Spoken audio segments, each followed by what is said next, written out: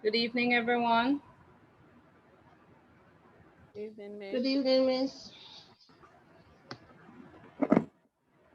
All right, I'm just going to give the others a few more minutes to join us.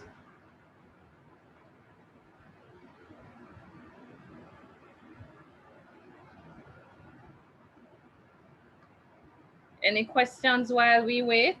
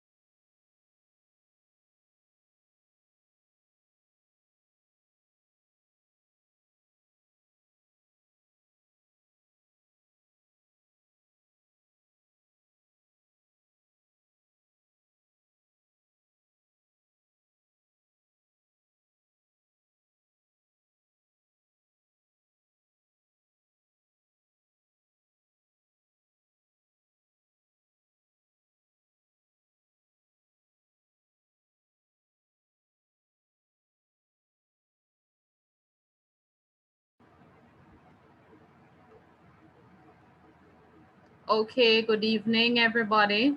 I'm going to get started now.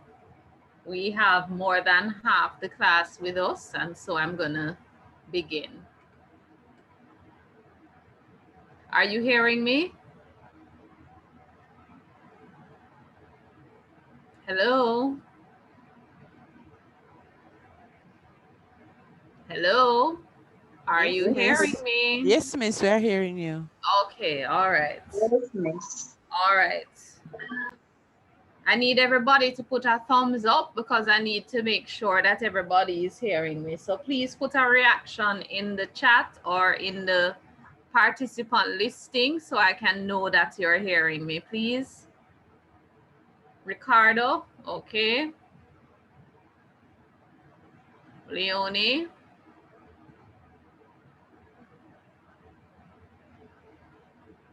Either raise your hand or put some type of reaction in the participant listing so I can know that you're hearing me.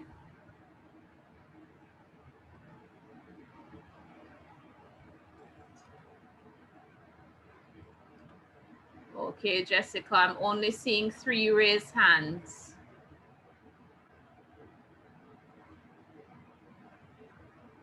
Kimberly, Jody, Curtis, Idris, Jadim, Kemar, Romain, Shanae, and Karen. Need a reaction from you. Chanel, thank you. Kimberly. All right. So this evening, I want to get started with a focus on APA.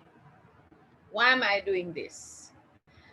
One of the things you are graded heavily for with your research papers is your use of APA. No matter how, you can put down your hands for those who have raised their hands. No matter how well you write and articulate your thoughts in your research paper, if you don't use APA accurately and appropriately, it's not going to make a difference. Your grade is going to be reduced significantly. So before we go any further, and before you submit your draft chapter 1, which is coming up very soon, I want to ensure that we're on the same page as far as the use of APA is concerned. If you don't have a pen and paper close by, please get one and take notes, because there's going to be an APA activity that you have to do right after this portion of the exercise before we move on to anything else. Okay? All right, so when you incorporate APA in your papers, in your research, within the body of what you're writing, it is referred to as in-text citation, right? And in-text citation basically means that you are making reference to other sources within the body of what you've written, okay? So in-text citation does not refer to your reference page or your bibliography, which is going to be at the end where you list all your sources. Because if you remember from the article that you reviewed when we did the activity a few weeks ago, you'll recognize that even in reading the article, they were citing different sources at points in the article, and that is what is called in-text citation, and that is what is going to be expected of you in doing your papers. So what is this whole thing about APA? It is a citation format by the American Psychological Association that is used predominantly in the social studies fields. And essentially what it allows you to do is to identify where you've used work and sources from other persons outside of yourself. All right. So what it allows you to do is to ensure that you give credit to the original author that you've cited work from. Why is it important for you to cite your sources? Essentially, it says that you are not plagiarizing. You're giving credit to whoever did the work originally, whoever wrote the work originally, right? And so it indicates that you are a credible author who is not trying to steal somebody else's work and present it as your own. And of course, you all know that we have Turnitin, the Turnitin software, and that is essentially what the Turnitin software is checking for. Now, periodically, the American Psychological Association does reviews of the APA format. In fact, they did one either last year or the year before that. And so we now have the 7th edition of the APA manual. So there were minor changes to how you do APA, but for the most part, the fundamentals remain the same. So what we do at the institution is we don't penalize students if they're still using 6th edition manual and formatting. However, we're trying to phase in the 7th edition.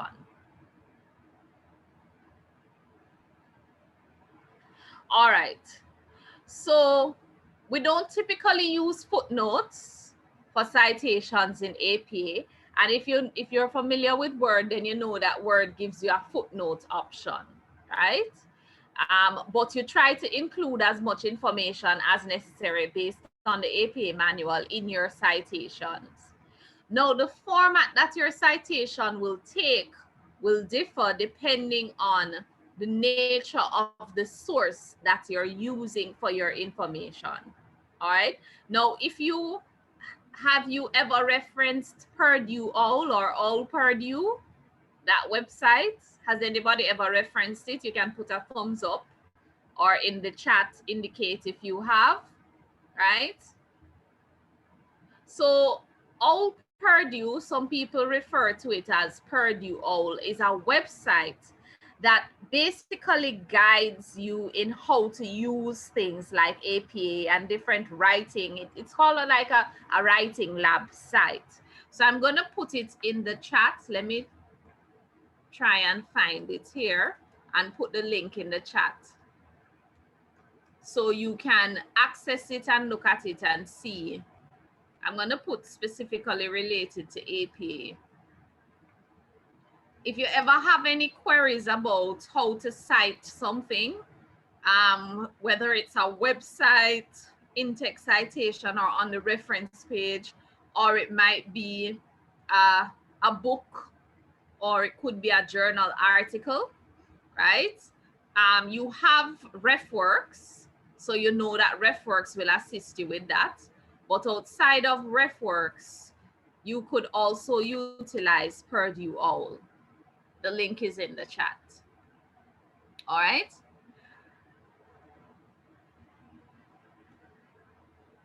So let me go back here. So you have different resources that will assist you in making and ensuring that your in-text citations are using the correct format.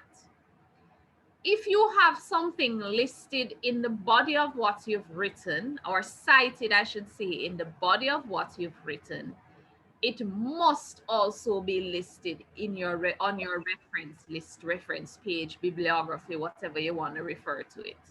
And if there is something in your bibliography or reference listing, it must be cited within the body of what you've written. So if I'm reading a paper that you have written and I see where you've cited somebody in the body of what you've written, I must be able to flip to your reference list, which is usually the last page of your document, and see the reference for that individual in your listing. And if I start at your bibliography and I recognize that you've cited somebody, their source, then I must be able to find it in the body of what you've written. If you remember from our very first class when I was talking about Wikipedia, if you go on any Wikipedia page, they use a different format. So you'll see like they put numbers beside things that they've written, and those numbers correspond with a listing in the actual reference listing that they have at the bottom of the whatever it is they've written, the body of what they've written.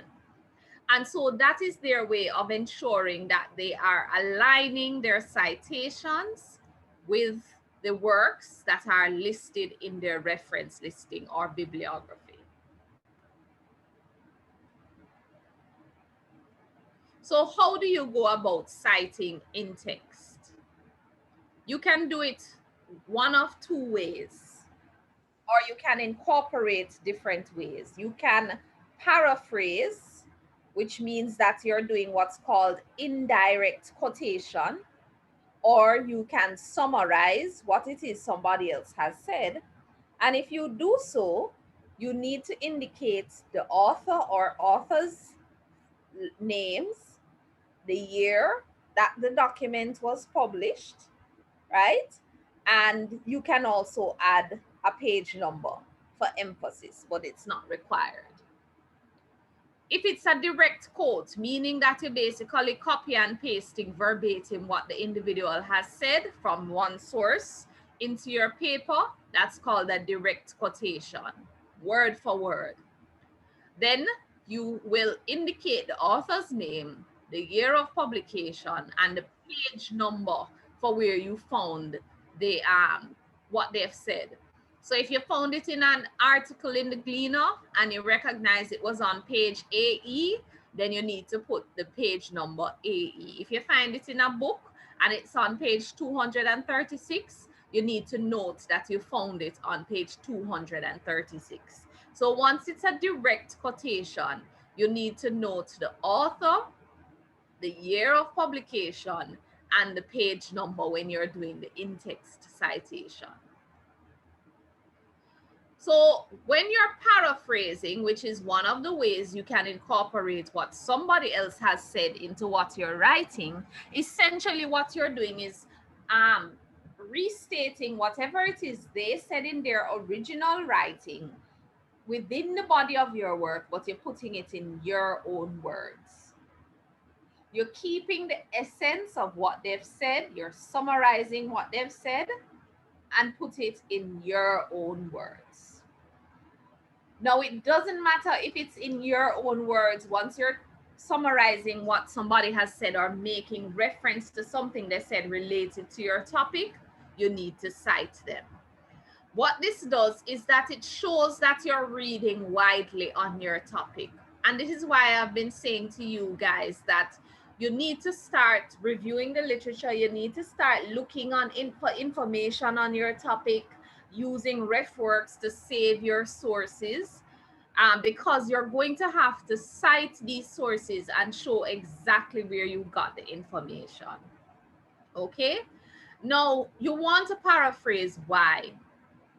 Because you don't want to, it's not good to have too many direct quotes in your work, right? In fact, the recommendation is that you limit your work within your work, only utilize about 10% of your citations should be direct quotes. That means if you have 100 citations,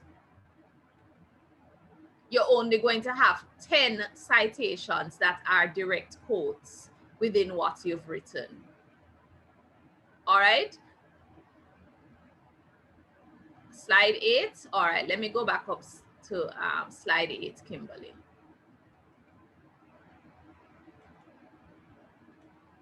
Here, we're going to get examples a little later on.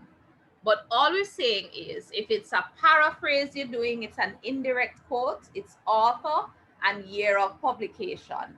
Actually, even though they say you can put the page number for emphasis, it's not really recommended that you do that in the latest version of APA. If it's direct quote though, you need to put the page number when you're doing the in-text citation. All right. Move back to where I was. So, and see, I give you the Purdue all link here as well. So 10% of your citation, try to limit your directly quoted citations to only 10% of the work that you have cited in the body of what you've written. Everything else you must paraphrase. So what we're going to do now is to give you some examples. And remember, I said for those who have joined after I said it, if you don't have a piece of paper and pen that you're taking notes on, please go and get it, right? Because there's going to be an activity for you to complete after we're through with this. Okay, now if you're citing something that has been, you're citing something that has been written by one author, a single author, meaning a book that is just one person write it.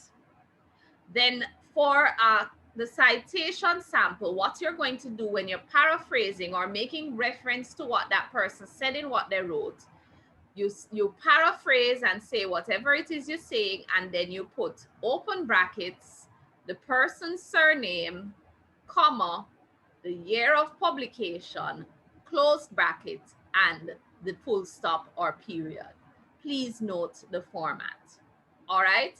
So this is what you've summarized. Native American and Native Canadian students failed to make a successful transition from high school to college. Please note that the full stop is not here after what you've paraphrased. The full stop comes after the citation. And note the format of the citation is open brackets, surname, comma, the year that the source was written or published rather, close brackets, and then full stop. If you have a question at any point, just raise your hand. Now, there are two ways that you can paraphrase. You can either cite the source after what you have paraphrased, or you can cite the source at the beginning of what you're paraphrasing.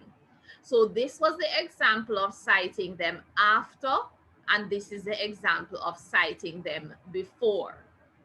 So this is a source that's been written by one author. So in this format, you're citing the author at the beginning of the statement. Canoe, in brackets, the year of publication, 2006, noted that Native American and Canadian Native students do not successfully transition from high school to college. Note they've said it's the same thing you're saying in both statements. It's just that in this one, you cited the source after the statement, and in this one, you're including the citation in the narrative in what you have written. So that's for one author, if it's just a single person who has written the source that you're citing.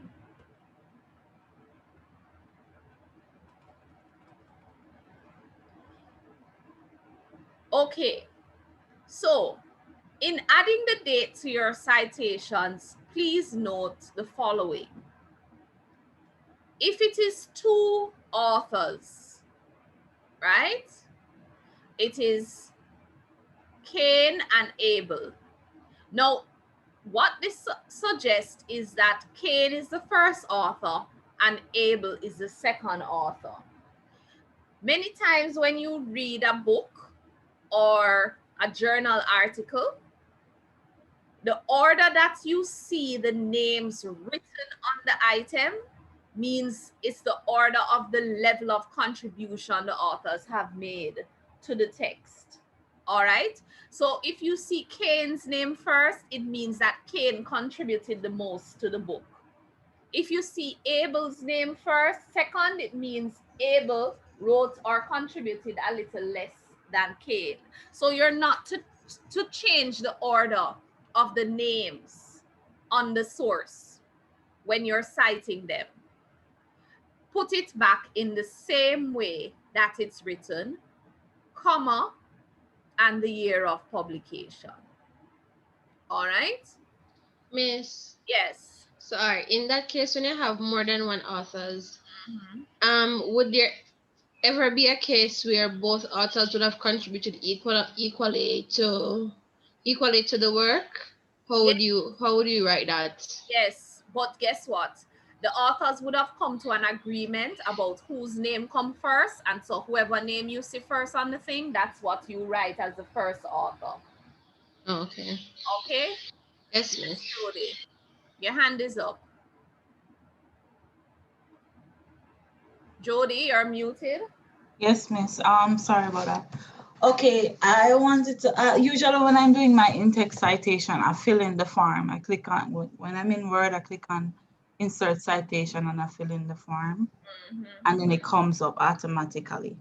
Mm-hmm. But now you're saying I should type it after I'm the not saying you must type it. If you use Word or you use Pressworks or whatever it is you use to assist you with doing the in-text citation, what I want to ensure is that you know once it puts it in the body of what you've written, you can look at it and ensure that it's written done accurately. Because sometimes the software, what you're using, it might not put it accurately. So I want to ensure that you understand how exactly it must be written. So that if the software puts it in, you must still go through and do your checks to make sure that the citation format was accurate. All right? Okay. Miss, question. Yes. Yes, Ricardo, go ahead. So Miss, based on this format that you're showing us now, and the one that Jody just referred to, when we do it that way, there's no possible way that we can actually miss a citation because it's registered in your reference list. Mm-hmm. Go and generate the You list. shouldn't. No, you shouldn't. It shouldn't miss it. But remember, you're dealing with technology and it's your paper. So you have to make sure that you're checking over your work. All right? Oh, okay, me. I just wondering like with this. It should be in your reference list. You can actually edit once you put it in APA format. You can really edit how they give. Can't edit it. Usually you should be able to edit it. I mean, edit the site. Like for example, Miss, when you generate the citation, right? And if it's not giving it to me, well, it normally does. So it normally give it to you as long as you put the last name first. So you put the last name first and comma. It wouldn't give it to me just like you have it here. How Question, does it do it? the question that I have, Miss, if you don't have an alpha, what do you do then? Okay, we're gonna get to that. We're just going through some of the more common ways that you might see it because I want you all to understand about the in-text citation formats, right? So we'll get to that, Ricardo. If it's something that has been written by two authors and you've paraphrased something written by two authors, the in-text citation, if you're citing them after what you've paraphrased, of course, just like with one author, it comes after the last word. Please note again, you don't put the full stop and then the in-text citation. And even if you're using a software to assist you, if you don't know that you must cite the source before the full stop, you will put the full stop and then cite the source. So please note this difference. The citation, the in-text citation, must come before the full stop to end your sentence. So if it is two authors, what this suggests here is that Qualls wrote contributed more to the writing than Roberto. Please note that the citation technology, whatever you're using, or if you're putting it in manually, if it is a citation after what you've paraphrased, then you use the symbol for and, which is the ampersand. If you are quoting them within the body of what has been written, then this is the format. You put their names in the same order, and it is the word "and" that you're using. Okay, and then the publication year. So that's if it has 2 authors.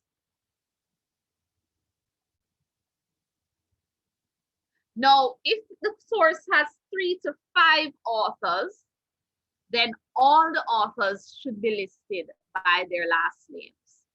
Okay, so here we have an example, and they're citing something that's been written by 3 authors, and they cite them: Watson, Randolph, and Lyons, comma, 2006. And if it's within the body of the narrative of what's been written, it's Watson, Randolph, and the word "and," Lyons, 2006. That's if it's 3 to 5 authors.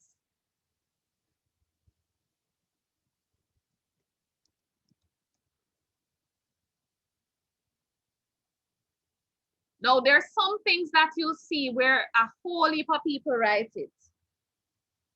No, before we move on to that, if it's a citation, and I don't know if the software does this for you, you can tell me. But if it's 3 to 5 authors that have written this thing and you have cited them before in previous paragraphs or sections of what you've written, then the second time you go to cite the source, you don't put back all the surnames. You just put the first author's surname and then et al. Okay, and et al. Indicates that there are other authors that wrote with Watson. So it should come up as Watson et al. Full stop, comma, 2006. And if you're putting it in the body of the narrative, it's the same thing. It's just that the format changes. So there is a lot of recognition that goes with being the first author, because everybody's name, if it's 3 to 5 authors, everybody's name is only cited the first time in what is written. Everywhere else in the document, if you're citing the same source, it's just the first author's name that is going to be acknowledged. So there's a lot of recognition that goes with being the first author.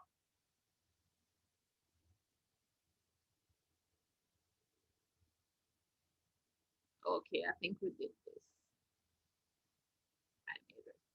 If it's 6 or more authors, then you never list all the authors. And the technology or software you're using should never list all the authors if it's 6 or more people who have written the source. You would just only put the first author's surname and then et al. And the year of publication. Now, if there is no author, okay, then what you do is to put typically what you do is to put the first few words in the title of the book, journal, article, whatever it is. That takes the place of the author's name. So here they're citing something that the title may have started with new technology benefits. And so they put the title, the first few words in the title, comma, and the year of publication. That was what Ricardo was just referring to. Because sometimes you'll find that they have there's no author indicated on the book or the web page article or journal article. And so this is the format that it should take.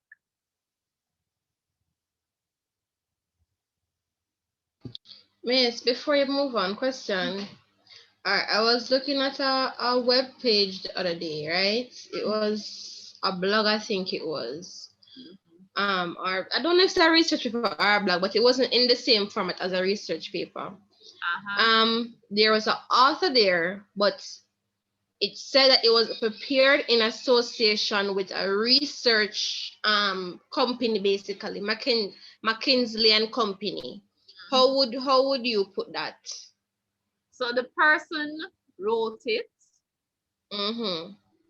but they wrote it in collaboration with a company, a research company. Okay. No, I'm not sure if they published it for them or if they literally wrote it with them. Sometimes it depends on how it is cited, and I'd have to see exactly what it is you're referring to, because it might be that you have to cite that author and then the name of the company and followed by the publication date Okay, miss. to give reference to them. All right then. All right, so if you're citing 2 or more works, and sometimes I know you all have seen this in articles and you're not sure why it's done this way. If you have 2 or more pieces of writing that you're citing, because sometimes you might say something or paraphrase something in what you're writing, and you may have read from several sources who had made reference to what you've written. And so what you should be doing is to citing all of them and indicated that they have said something similar to what you've written in the body of your work. The way to do that, say for instance, here they give the example, several research studies, and so the author is going to quote or cite, all the research studies that have reported those similar results. So what they do is they put several research studies and then they cite them. All right, so they cite Canoe, they cite new technology benefits, they cite Qual and Roberto, and they cite Watson. Now, if you look at it, you'll recognize that the sources have been cited or put in alphabetical order. All right, so K followed by N, followed by Q, followed by W. If you don't have the sources you've cited as a group in alphabetical order, then your APA citation is incorrect. Okay? So that is something that you also need to know. So you can cite when you're reading a journal article and you see them write or paraphrase something and then they cite several sources after what has been paraphrased. What it means is that all of those authors have said something similar or have made reference to that particular thought that they have cited. Everybody understand that? Yes, miss. Okay.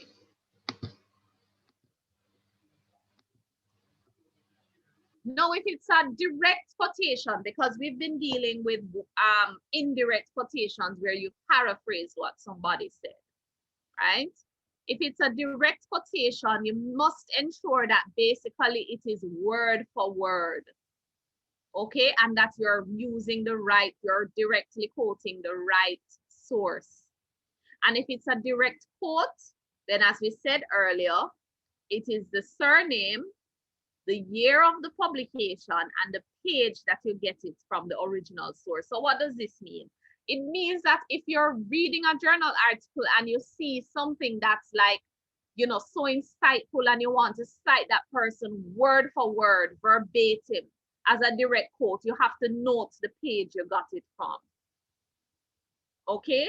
No, I'm not sure that the technologies will do that for you. So it means that you as the author, you have to note where these references come from in terms of the page that you got it from. And sometimes we'll go back and actually check the source to make sure that that is what you have done. Now, if this direct quote is less than 40 words, then you incorporate it in the text and just use quotation marks. If it's more than 40 words, you have to indent it and don't use quotation marks. So here is an example. This is a direct quote, right? That means that Darwin said these words, Gould wrote these words verbatim in what Gould wrote to express the other form of interconnectedness, genealogical rather than ecological. And note, you put it in quotes, double quotes, you put open brackets, that's where you would cite the person, open brackets, the surname, the year of publication, and the page number, close quotes, and then the full stop. right? If you are incorporating the quote within the body of what has been written, then the person is cited here, and it should be outside the parentheses that has the year.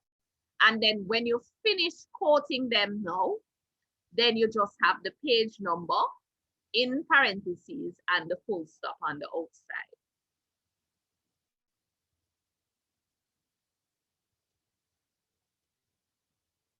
If it is a direct quote and you don't have a page number, because sometimes that happens, you're reading something, especially if you find it on the internet, and you don't have page numbers, right?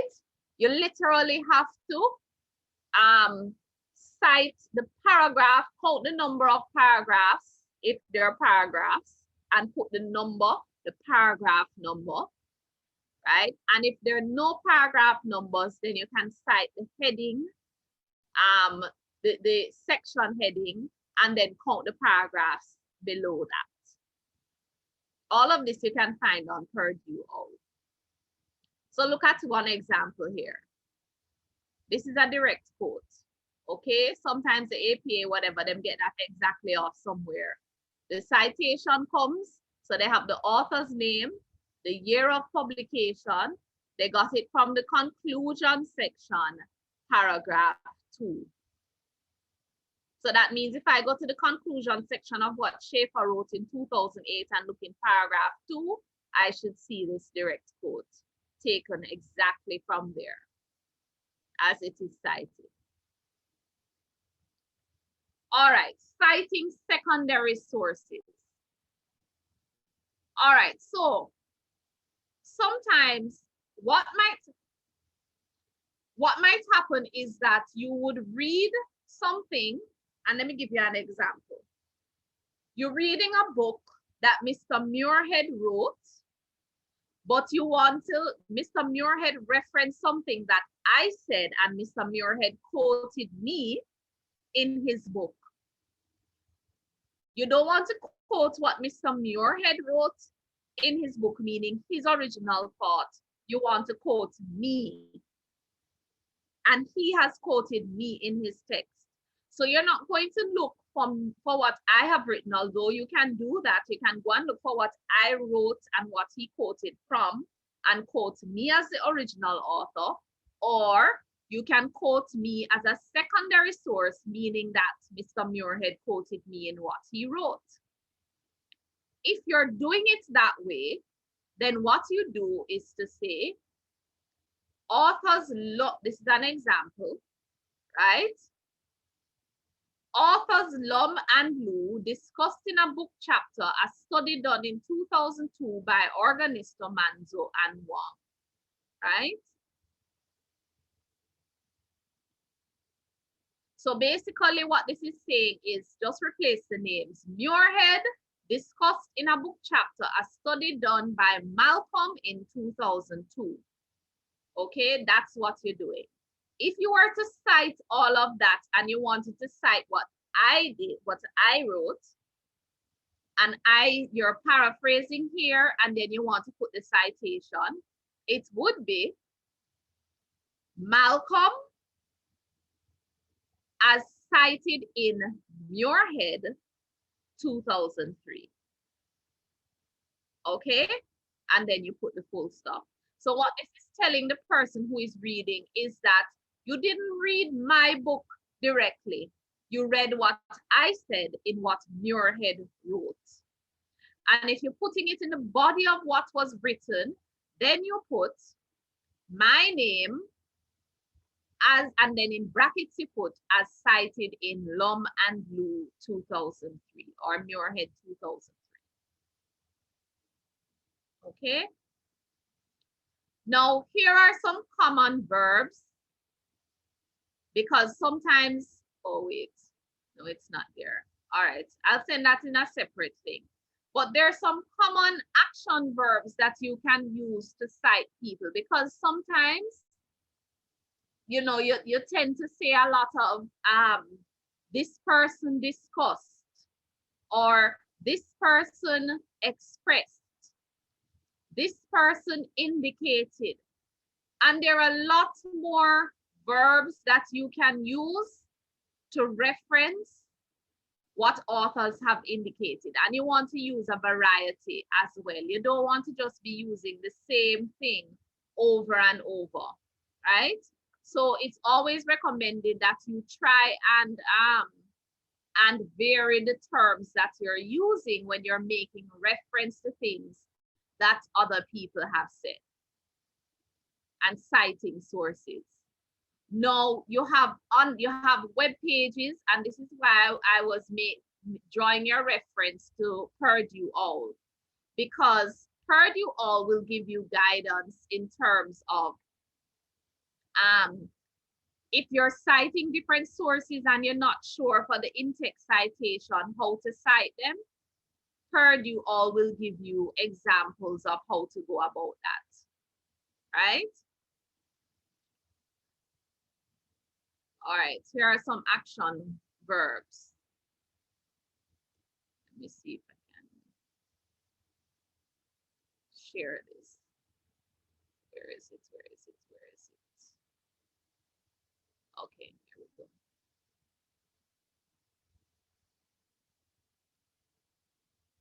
So here are just some common verbs that you can reference so that you are varying the words you use when you're citing authors. You can say acknowledged, adapted, affirmed, aimed, analyzed, argued, assessed. You can say discussed, displayed, emphasized, recounted, outlined. So you don't have to use the same verbs all the time to indicate that you're citing and how the person did it. All right. Any questions? Everybody clear? No, miss, no questions so far. All right. Let me see if I can show you.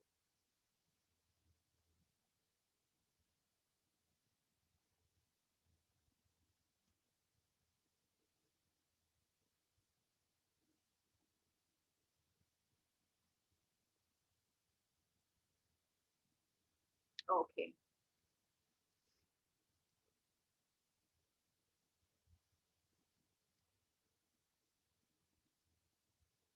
Are you seeing my page? Yes, miss. All right. So this is the Purdue OWL site. And when you find it, you can go on the left here. You look for APA style 7th edition.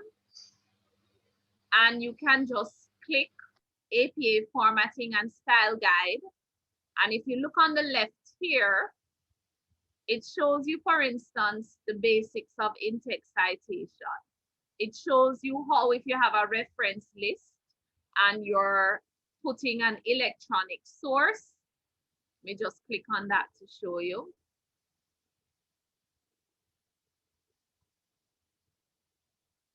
It shows you how the electronic source should be cited in your reference listing. Okay. So you would have, for instance, if the source was written by a group or organization, use the name of the group or organization as the author, right? Additionally, if author and site name are the same, omit the site name from the citation. So it would be group name and year, month, date, title of page, site name, and URL. And they give you an example here. All right, Wikipedia article on your reference page, that's how you cite it, right? So Purdue OWL will give you examples and show you how to reference things depending on what it is you want to reference. Lord, I came off the page. I went back to times.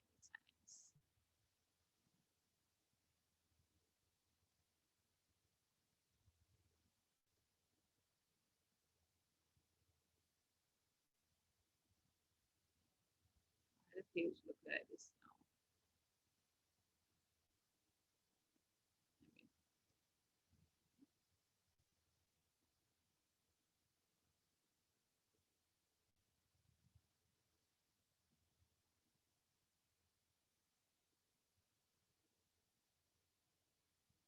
So if you just go on the Purdue All page, they'll give you examples of how things should look when you're citing them. Now, as I indicated at the beginning of class, there's now an activity that I want you to do. So I'm going to share something in the chat, and I want you to download it and to do the activity therein.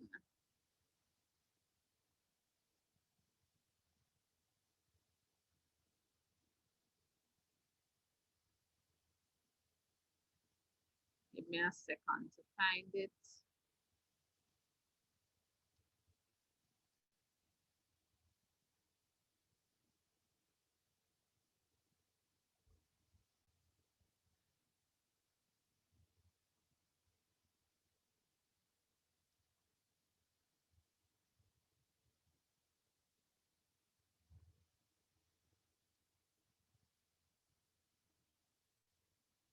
All right.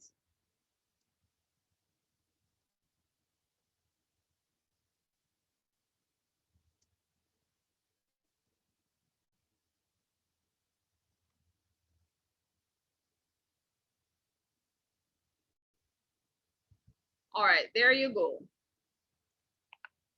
What you're going to do is follow the instructions there. Okay? They've given you an example of something that has been cited or used APA in the right format. All right, and they show you how to do that. And then they give you a paragraph with incorrect citations where the citation is done incorrectly. And you're being asked to make the corrections. So see how quickly, it's not very many. It's like 1, 2, 3, 4, 5 corrections. And you're going to just make those corrections now, or note what you think the corrections should be as a practice exercise. So I'm going to give you 10 minutes to do that.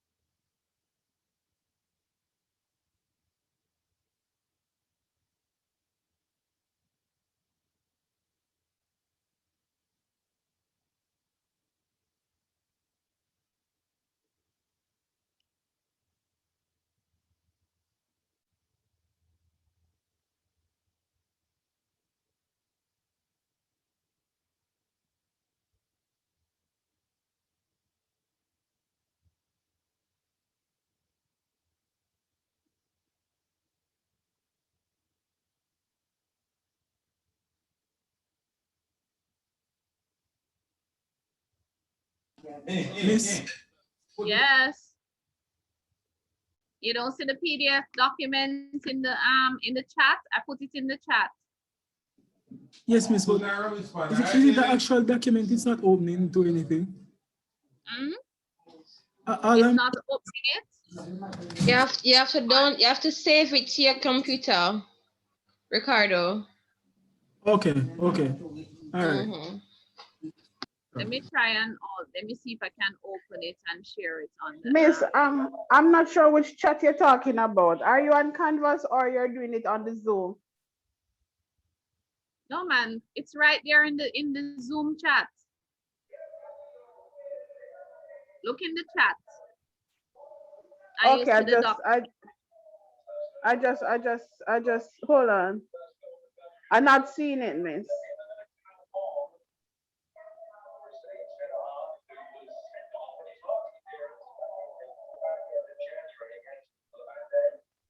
I just resent it. Look again in the chat.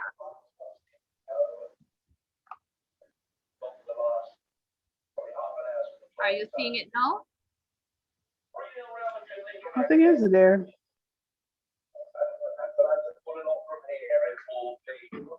The same chat that I had sent messages in earlier. I'm not seeing anything in there. No, man. Go to the general chat. Maybe you're looking at in the direct message that you sent me. But you need to go to everyone, the general chat.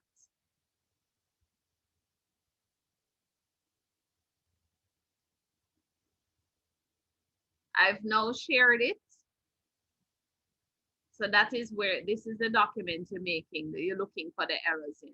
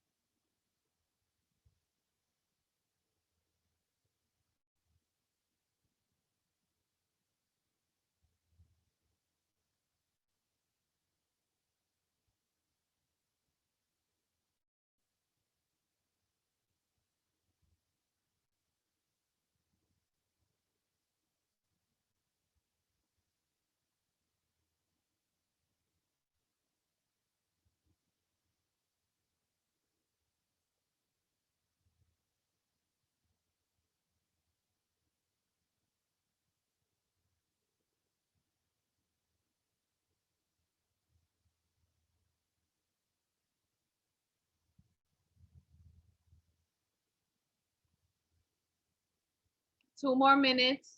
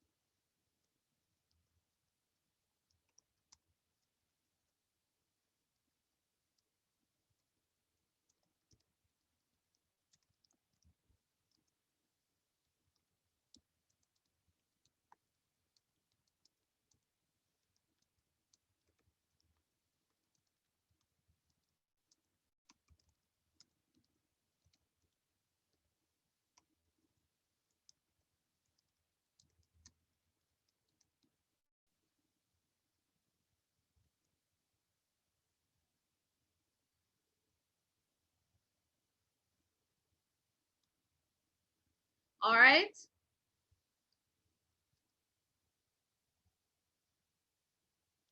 So I will ask for participation by a show of hands from anybody that wants to indicate the first correction for me. Jody, your hand is up. That means you want to go.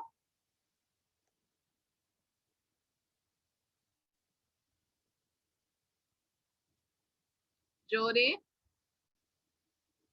No, Miss, my hand was up before. Okay. I'll tell you what I have though. Or just the first correction you note on the sheet, not all of them. I think it should be Wing Killman. Where is it? Will Killman, comma, Napa, and Swarz, comma, 1998. But that's not the first correction, Jody. Let's start from the beginning of the paragraph. Let me check again. All right, let me let Beginning of paragraph.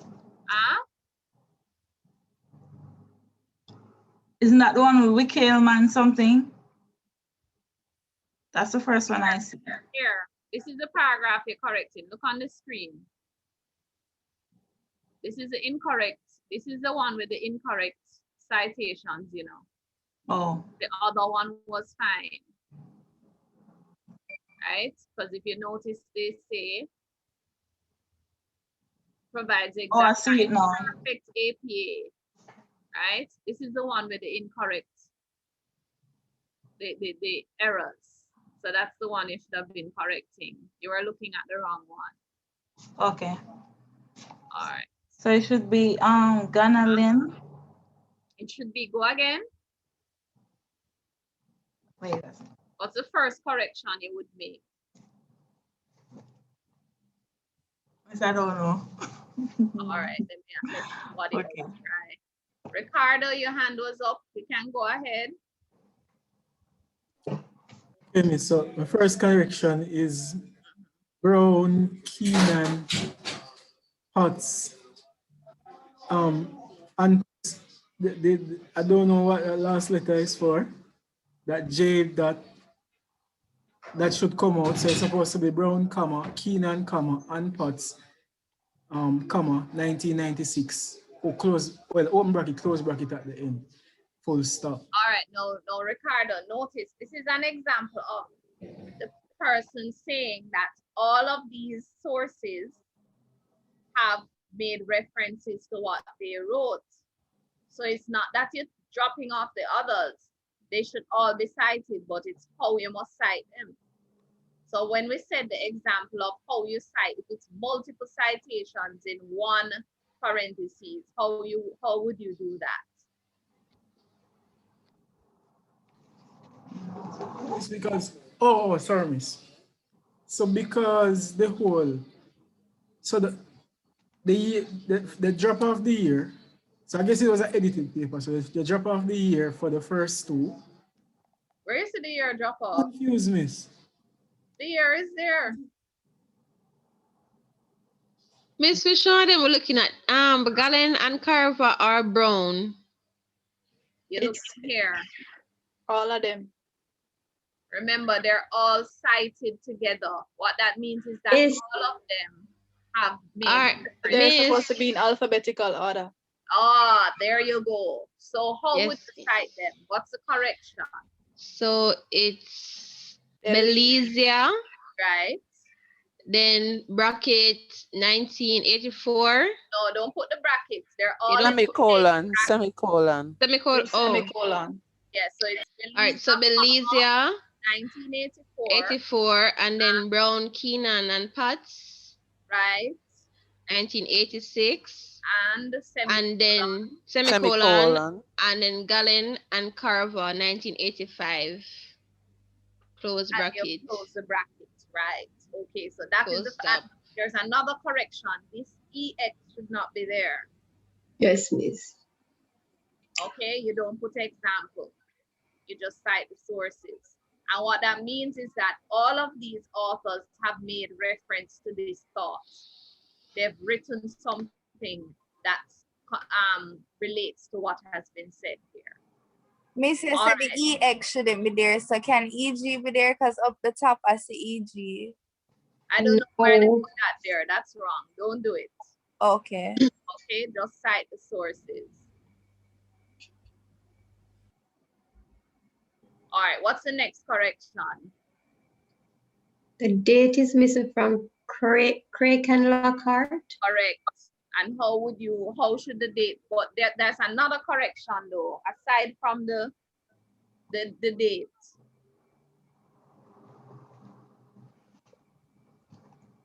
Same place, Craig and Lockhart, there's another correction. It's the Craig and parenthesis. Lockhart. The and should be A&D because Oh, the yeah. in, Word and it's in the narrative. in the narrative, exactly. And then the date is missing. How would the dates be written? Comma, open In bracket, date. brackets. No, it's just in brackets, no comma.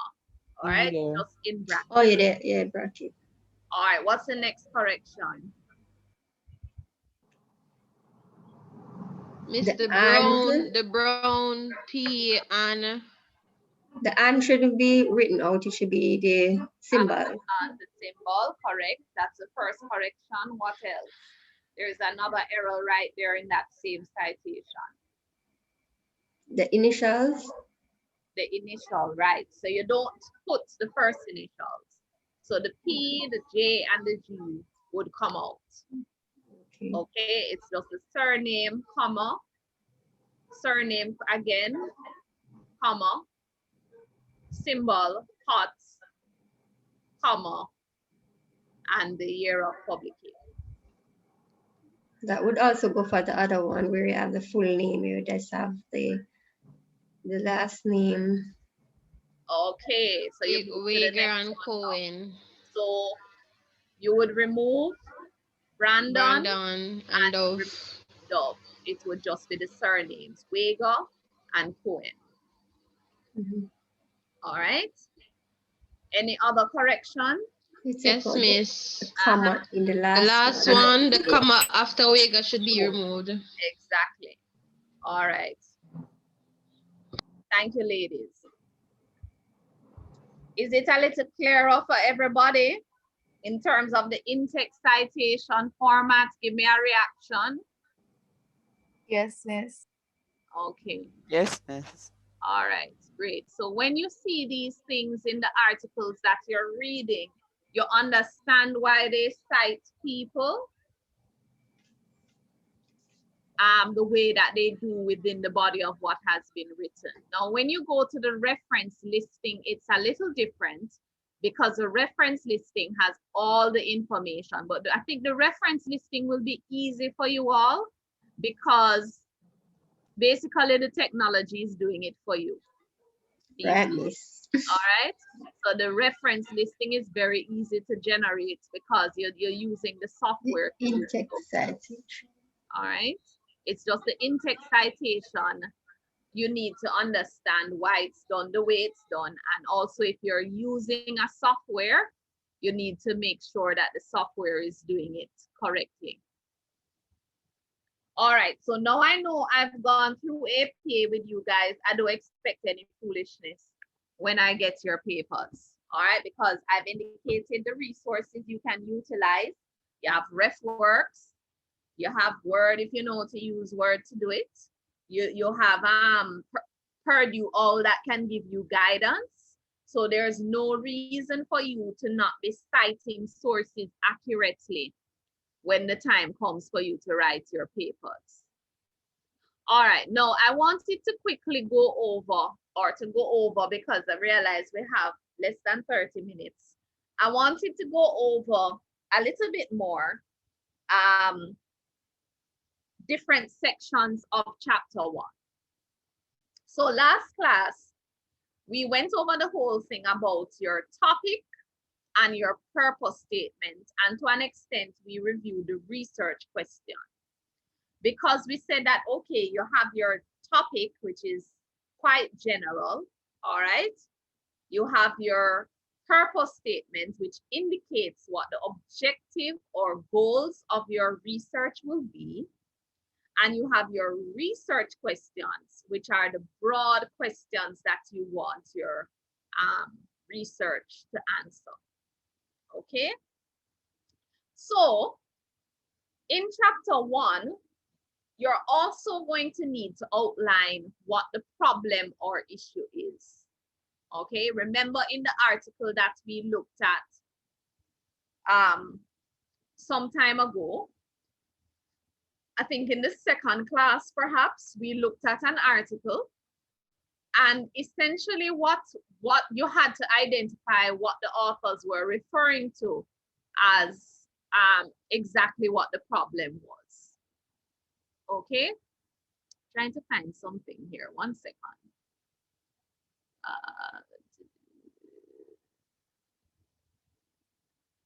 Where is it?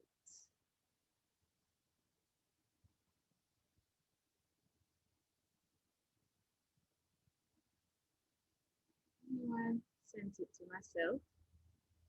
All right, give me 1 second because it's something that you'll need to have.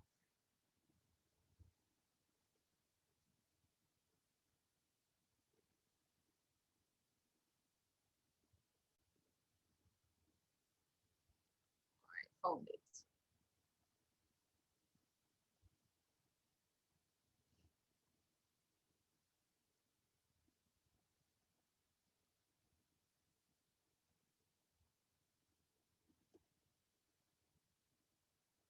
All right, so when you're talking about your purpose statement, essentially what you're doing is you're articulating for, you're giving the background to your issue and what the problem is. What you're doing is saying to the author, look, there is a need for this study. There is an issue here that needs our attention. So you're trying to grab the reader's attention. You're trying to indicate as much as possible that there is a need for you to look at. If you're looking at performance management in the ministry, you have to build a case that it is important to look at performance management within the ministry. If you're looking at the use of technology in performance appraisal, you need to build a case in your statement of the problem or the issue at hand that there is a need for this research to be done. So when you're looking at the statement of the problem, you're basically building a case for the reader in what you outline, that there is a need for this study, and your study is important because it is going to address these issues. Now, when people read the research problem or the statement of the problem, they determine whether or not they want to read your paper any further, if it's something that they have an interest in. So it is very important in that introductory section that you outline exactly why your research is necessary. Right? So the statement of the problem or the problem statement, it don't mean it's a literal statement. Okay, that's not what it means. It means that it's a section that addresses that there is an issue that needs attention. It's in the introductory section, right? And typically there is a heading that says introduction, and there may be a heading that says statement of the problem, right? So you might literally start out by seeing in the section, a major problem is, and then people start to talk about it. It doesn't have to be a problem, it could be an issue or the major issue to be addressed. You don't have to use the word problem. So your topic is general, and your topic usually indicates what your study is about. And then now, when you get to the problem, you're looking at the concern, the controversy, or the issue, a real world issue that you're going to be addressing through your research. Now, after outlining the issue that you're going to be outlining in your research for the reader, you're going to indicate to them what is your purpose then. So you're saying to them, look, nobody has really looked at the use of different compensation packages across ministries. People don't understand, there is very little information available on it. The employees are not aware of the diversity in the compensation packages, and so it leads to issues of inequity. And you indicate that, all right, you build a case as to why this is an issue that needs further attention in the research. And then you say, for that reason, the purpose of this research is to explore whatever it is, or the purpose of this research is to investigate whatever it is you've chosen to focus on, right? And you go into specifics in terms of exactly what it is you will be exploring in your research. Now, what are some of the things that you can indicate, or the reasons you can indicate that there is an issue that needs to be addressed? Well, I've just given you an example. You can say, for instance, there's a gap in the literature. What does that mean? That this issue has not been explored adequately in the existing literature. Now, if you're going to say that, it means that you have to do some amount of research, and you should have been scanning the literature to see how much you can actually find in the literature surrounding your topic.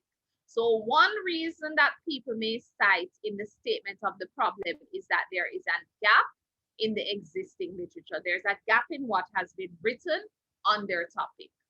Or maybe you recognize that this research has been done in an American context, or it's been done in a European context, but it's never been done in a Jamaican context. Or maybe the research has been done in Westmoreland, but it hasn't been done in Kingston. Okay? Possibly.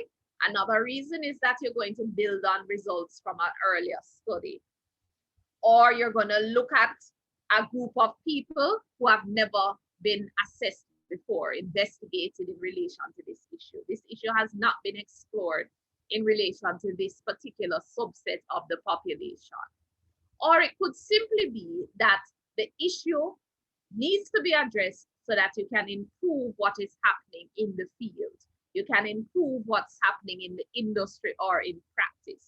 So these are just examples of some of the issues that you could, or the reasons you could indicate, use to support that your research is important and that there is an issue that needs to be addressed. Now, if you're doing a quantitative study, which focuses more on usually like doing comparisons between two groups or looking at issues where you're measuring something, perhaps looking at how one thing affects another thing, then sometimes the problem statement is phrased as the effect of a treatment, the extent that two groups may differ, or you're looking at a trend in relation to a very large group. If it's a qualitative paper, then a lot of times what you're focusing on is an experience that a particular group is happening or their perspective on an issue, and you're trying to explore that. So you might find that your research problem may be looking at what is the meaning behind something. You're looking at a particular scenario or a particular case study. You're looking at people's experiences in their lives or in their work, or you're looking at people's perspective in relation to a particular topic. Then you would be leaning more towards a qualitative research study. And if it's a combination, then it's a mixed study, mixed method study. Right? So you need to be able to identify your topic, your research problem. You need to give evidence that your issue that you're addressing is important and worthy of study. And you need to show that you know that there's not enough information on your topic and that people will benefit from this knowledge that you're going to give them when you're finished with your research, right? So many of you have already found that topic. Most people have finalized their topics, and I've done consultations with most groups, all right? So you have your topics, you know what it is you study. So it's time for you to now go and read widely on your topic. And last class, I showed you how to browse through the online database for information on your topic. So I expect that you are doing that. Essentially, what you're doing when you're browsing for information on your topic is you're taking the key terms from your topic and you're doing combination searches, whether on Google or through the library database, wherever it is, to see what are the different perspectives that have been outlined on your topic, right? So that is very important for you to do. So your research problem usually is outlined very early in your article so that your audience or your reader knows exactly what it is that you're hoping to address. And there are just some examples that you can indicate, or how you can indicate that something is an issue that needs further attention. Right? Justification of the problem. People might make reference to the fact that what has been cited in the literature previously, and yet they're not seeing, there's nothing that has been really written to focus on the issue that you're writing about. So that could be a justification. Or another justification is that additional knowledge on this particular issue that you're highlighting can help in your professional setting. And I think most of you, because you're focusing on your work environment, that is going to be a strong reason for you. The fact that what you're studying can really help to improve how things are done within your own professional environment, or it can help to inform decisions that will be taken in relation to your work environment, right? So this, I think we said already. These are just some examples of how you might recognize that or indicate that the problem needs to be addressed. All right, now there's a portion in chapter 1 where you have to speak to the significance of your study. And what you're doing there is you're going to outline all the different groups that would benefit from reading your study, all the different audiences that would benefit from your study. So for instance, it could be you're going to, oh Lord, what did I just do? Oops, hold on. It could be that you're going to say, all right, the employees of the ministry or the public sector workers would benefit from knowing more about this topic because it may help them with this. Management may benefit more from knowing more about this particular topic because it might inform policy, it might inform decision making.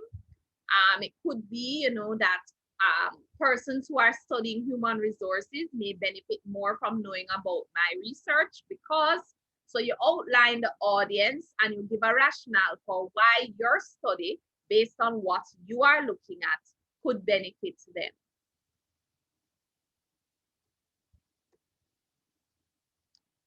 All right, so these are just some examples that will help you to determine whether or not your statement of the problem is of good quality or whether or not it's poor.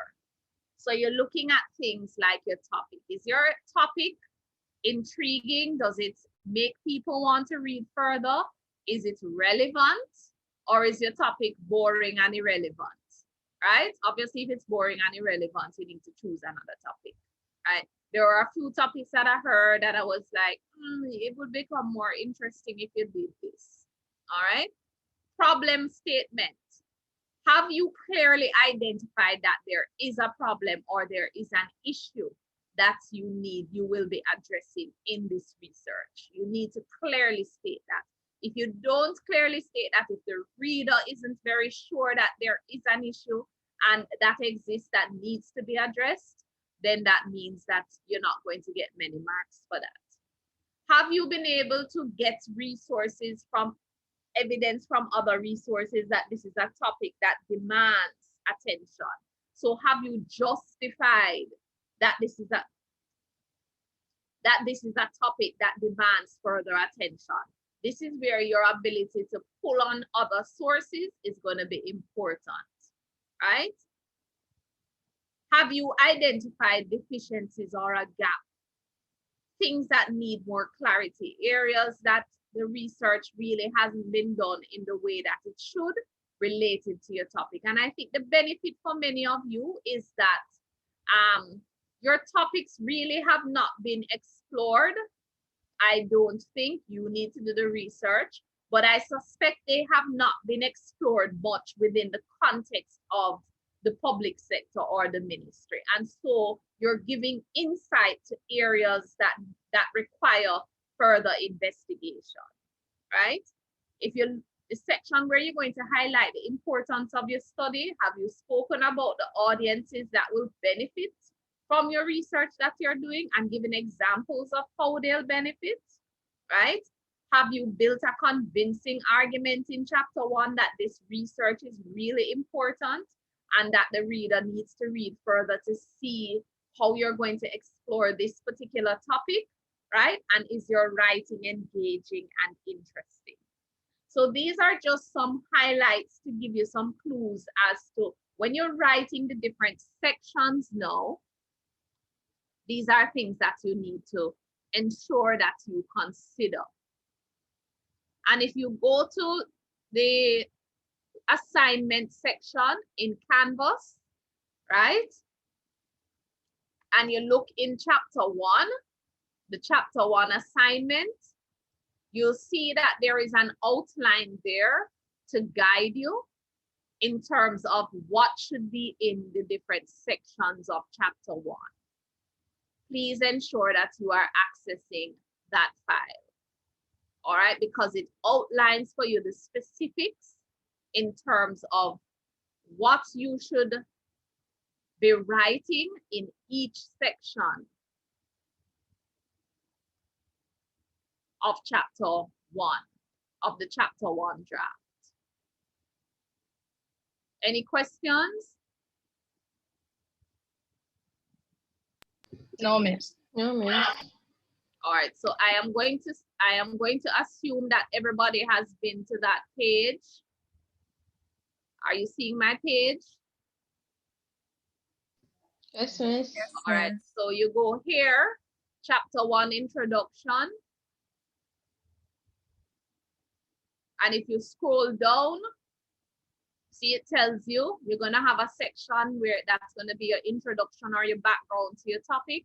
So you need to give some background to your topic in general, and it tells you the different things you need to outline in that background. In your statement of your problem, what are the different things you need to outline?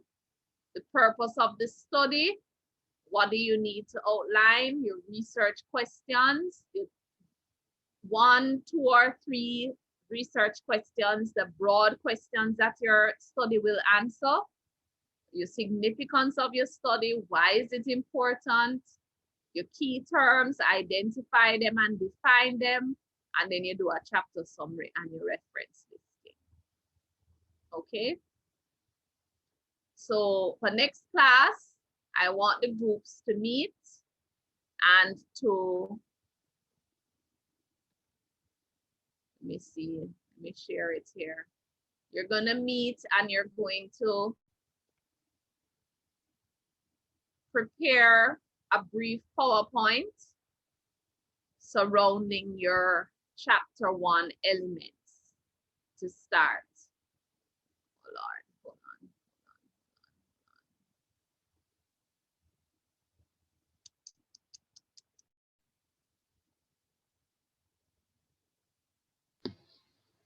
on. Mr. Due date for chapter 1 is still the 24th. When is the 24th? Next week, Wednesday. Oh. The most I can give you all is the end of the week. The 26th? Yeah. Okay, miss, thank you. All right, so that PowerPoint outlines what I want you all to do for next class. And you're just gonna give a brief presentation, like 5 minutes or so, to the class, addressing these things here. Okay, you're gonna tell us, you're seeing the slide? I put it in the chat as well. Yes, miss. What is your topic? Give some background to your topic. Key terms.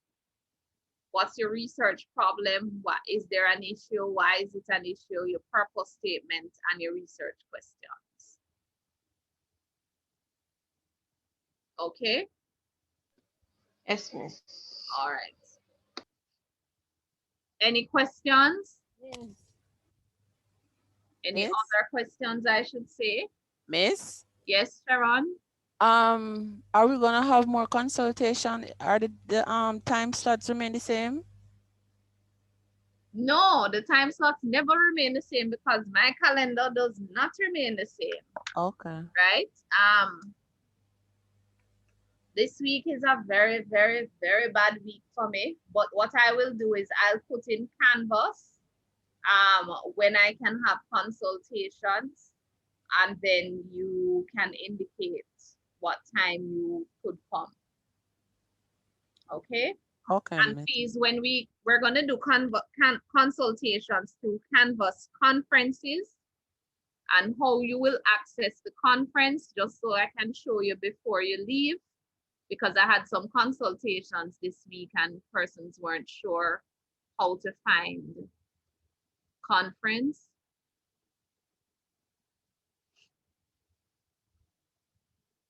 And when you come to conference, you have to come prepared to write, and you have to be able to speak so I can hear you. Don't make sense you come and I can't hear you. Miss, question. The consultation is different from the conference? It was? The consultation is different from the conference? No, man, I'm saying we use a conference tool in Canvas to do consultations. Okay. Consultation is where you and your group members come and talk to me. Okay. About your research or ask any questions you might have. So when I set up a consultation session on Canvas, I use the conference area here. So you would go here, you look on the left, you click on conference, usually you get a message in your email to indicate that there is a conference that has been scheduled for you. Let me leave student view. And you'll come to a page like this and you'll see new conference and you click on it here to join. You'll see something over here that indicates join, and you join the conference and you need to join with your mic so I can hear you. All right, any other questions? Miss, I wasn't hearing you clear because you were breaking up. I was asking if the draft should be ready for next week, Monday's class. Not the draft. What I just showed you should be ready for next week, Monday's class. This, the 5-minute presentation answering these questions. So you're going to put it on PowerPoint, right? The draft, I think what we said, the 26th, draft of chapter 1. Yes, miss. Okay, Yes, so you have until the 26th to submit that, and submit it, you upload it to Canvas. And if it's the 26th, it's the 26th at 11:59 p.m. Okay? All right, so have a good evening, everyone. I will see you all on Monday. If I don't, well, I will let you know about the consultation times via email or Canvas announcements. Okay? Okay, miss. Thank you. Have a good one. Okay, miss. See you. Curtis and team will have to use the conference tool. So I'm going to sign out now and schedule it. Look for the notification in your email. You hearing me? Yes, miss. Okay, all right.